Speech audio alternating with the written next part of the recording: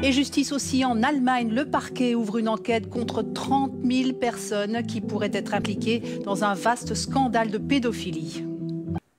Et en Allemagne, c'est une affaire qui fait froid dans le dos. L'automne dernier, la police découvre des vidéos pédophiles lors d'une perquisition menée dans le land de Rhénanie du Nord-Westphalie. 70 personnes sont soupçonnées d'abus sexuels et de maltraitance sur enfants, et puis d'avoir partagé leurs méfaits sur des groupes de discussion en ligne. Aujourd'hui, le scandale rebondit et la justice enquête désormais sur plus de 30 000 suspects. Johanna Siegel.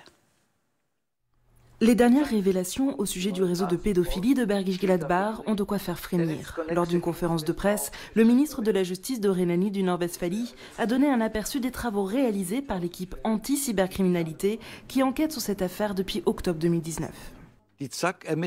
La force anti-cybercriminalité enquête pour l'instant seule sur la base des informations livrées par l'équipe d'enquêteurs sur plus de 30 000 suspects encore inconnus dans l'affaire de Bergisch Gladbach. Pour l'instant, les agents ont pu identifier 72 d'entre eux. Ce n'est qu'un début. Il est question d'un réseau d'ampleur internationale dont les agissements s'étendraient dans l'espace germanophone. Sous couvert d'anonymat, les suspects partagent des contenus pédopornographiques et échangent sur des groupes publics et secrets. Entre eux, les auteurs partagent leurs méthodes, comme les calmants qu'ils utilisent pour rendre les enfants dociles afin d'abuser d'eux. S'ils ont encore des doutes, les participants à ces chats sont encouragés à céder à leur penchant. Qui sont les auteurs et d'où viennent-ils? Une tendance semble se dégager. Ce sont des personnes qui évoluent au cœur de la société et qui sont professionnellement actives. Il s'agit de pères de famille, socialement stables et issus de toutes les couches de la société.